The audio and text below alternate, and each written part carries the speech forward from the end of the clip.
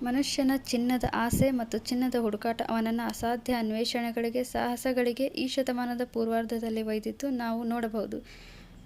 ಆದರೆ ಎಲ್ ಡೊರಾಡೊ ಕಥೆ ಶುರುವಾಗಿದ್ದು ಈ ಶತಮಾನದಲ್ಲಿ ಅಲ್ಲ, ಇದು ಕಳೆದ ಶತಮಾನಗಳಿಂದ ಮುಂದುವರಿದು ಬಂದಿದ್ದು.